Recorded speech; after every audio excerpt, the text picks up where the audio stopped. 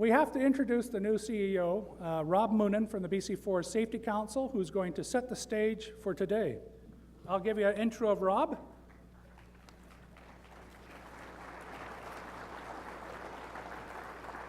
Rob's the CEO of BC Forest Safety Council. He joined the organization in 2010 as the business manager. In 2011, took on the dual role as business manager and director of Safe Companies.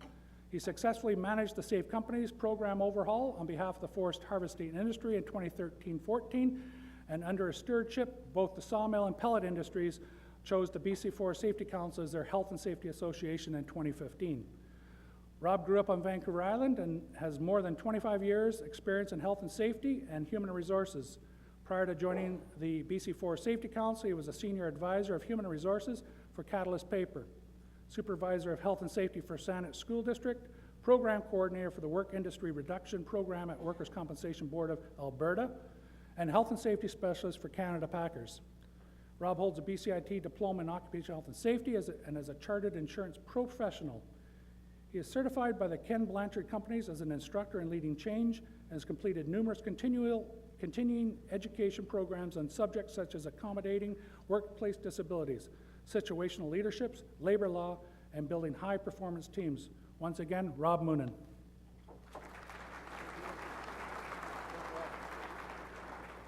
I've got to shorten that bio up. So I'd like to personally thank each and every one of you for attending the conference today. I know you take time out of your weekend and away from your families. And to me, that really shows that you have a commitment to this industry and dedication to improving things. For those of you that don't know me, I moved into the position 6 months ago, replacing Reynold Hurt, who happens to be in the conference today. Reynold, if you could please raise your hand. Oh, he's manning the booth, thanks. So I'll let Reynold hear the applause. I'll speak a little bit louder so hopefully he can hear me from out at the booth. So on that front, Reynold's commitment, dedication, and passion to industry is something that I think we've all experienced and benefited from. And last year at this particular time, the ad went up for the CEO position. I don't think we really had an opportunity to thank Reynold for his contribution to industry. And I'd just like to take this time for us to extend our appreciation to Reynold for the work that he's done. So if we could just put our hands together for a few seconds to acknowledge Reynold and his efforts.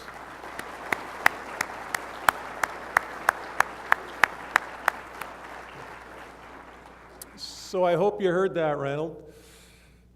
When setting the stage for today, I thought it would be helpful to revisit what led to the formation of the Forest Safety Task Force. And the Forest Safety Task Force was, and some of you will recall this, the group that came together. Here's Reynold. Did he hear me, Reynold? There you go. Thank you. The formation of the Forest Safety Task Force happened around 2003, 2004, and what happened at that particular point in time, there was a public outcry with respect to the high number of fatalities in the forestry sector. And the concern that led to that was, had the public outcry, government intervened, and essentially they came to industry and said, we can do this a few ways. You as industry can do something about it, or we as government can regulate, enforce, penalize, and essentially have you do something. Industry stood up at that time and said, we would prefer to own this and manage it. Now to put that in perspective, we've got about 400 people in attendance today.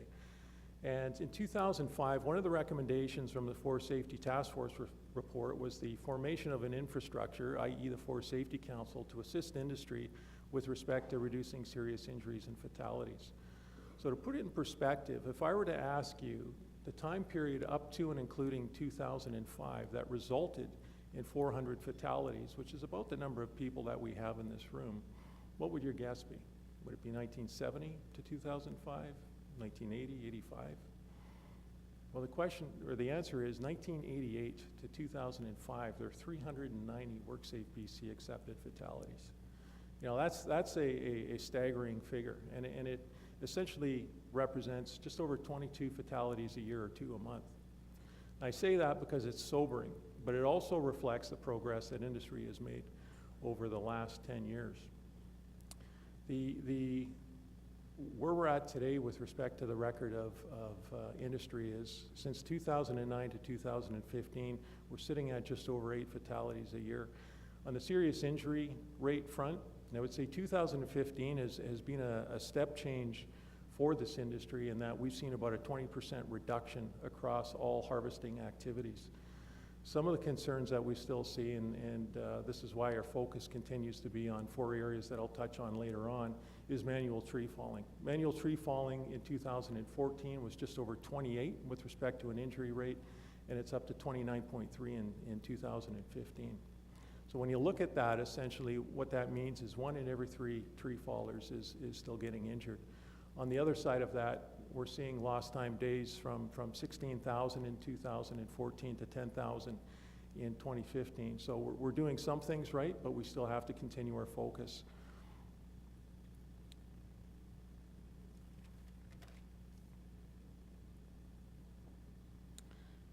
The top 4 areas that we're going to continue to focus on within the industry is manual tree falling, log hauling, silviculture, and equipment operators.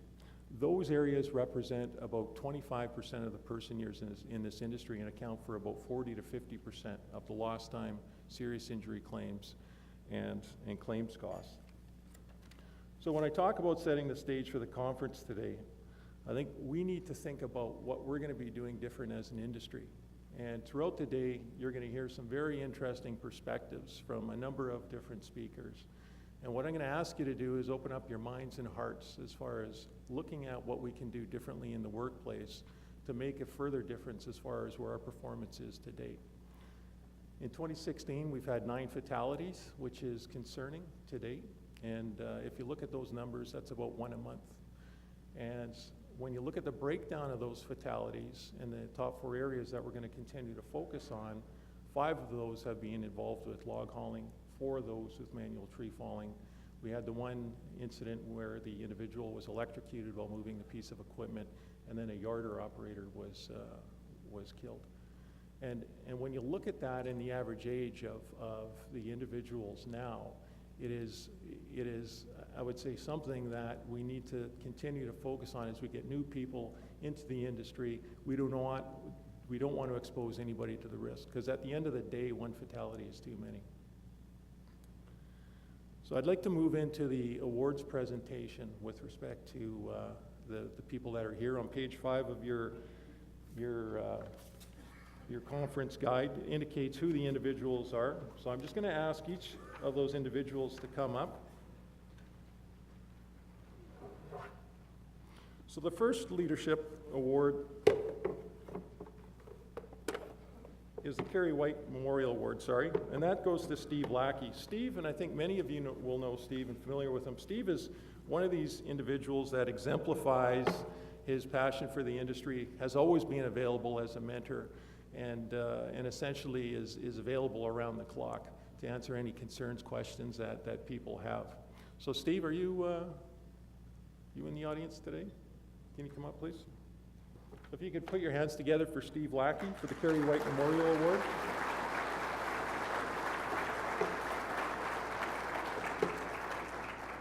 Maybe Steve, I'll just have you over to the right of the stage.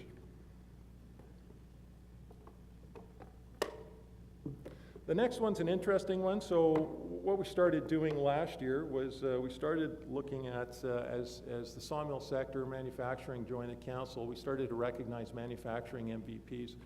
And I can personally speak to some of the involvement with Pinnacle Renewable Energy as far as the strides that they've made with respect to improving their health and safety program. This is one of the examples where you have visible senior leadership. The management is actively involved with respect to engaging the workers, and I would say that the results that Pinnacle have achieved are nothing short of astounding.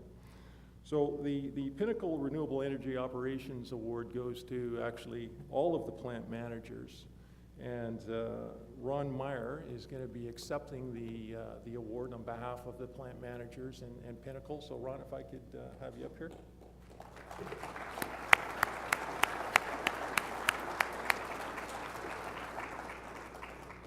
The Forest Safety MVP goes to Clarence Mintz.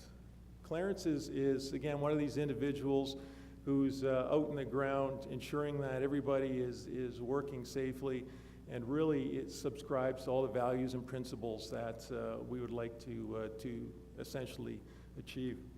Clarence, are you here? Come on up.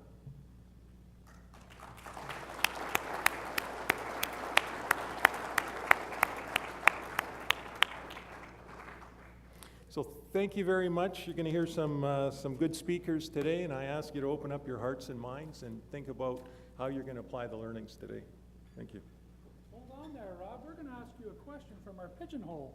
Oh yes, that's Yeah, right. we're going to ask you a question. So, Gerard, if you could pop up that question. I think your question was, do you think all fatalities are preventable? So I'm one of these 78%, or what is it now? That, Do you believe all injuries can be prevented? that I will say yes. Why? So when I look at injuries and as far as every injury being preventable, my thoughts are this, and I often talk to companies about this because a lot of us have the statement in our mission, vision, and values, and at times when we have that statement and our employees or ourselves don't believe that, we're in an impasse with respect to implementing our strategy. So the way I view this is that an injury is essentially the result of a chain of events. And I will say up to a certain point, an injury is not preventable. But the reason it's not preventable is we miss the opportunity to address those particular events up to that time, to address that. You know, and probably the most relevant example for me, and I saw this video here about 3-4 weeks ago, just north of Nanaimo at an intersection where a vehicle had pulled up to a stoplight, and the light had turned green. And on the main thoroughfare, which is the Inland Island Highway, about 10-15 seconds after that light turned green, a semi came through full speed, 80 kilometers an hour. And the perspective of if that individual just looked at the light and drove into the intersection, I would say at that particular point in time, it wasn't preventable because the individual didn't take the action that he did with respect to looking at, even though the light turned green, he looked down the road to make sure it was clear, which it wasn't. So on that front, I would say that depending on where your mindset is with respect to the causal events and the chain of reactions, if we can get it into our minds to look at 2-3 steps ahead with respect to that, all injuries are preventable. Thanks, Rob. Are you surprised with the results so far? Or? I was hoping that the yes side would be a little bit higher, but it'd be interesting to do this after today's conference and see where we're at with that. So. Thanks, Rob. You're welcome.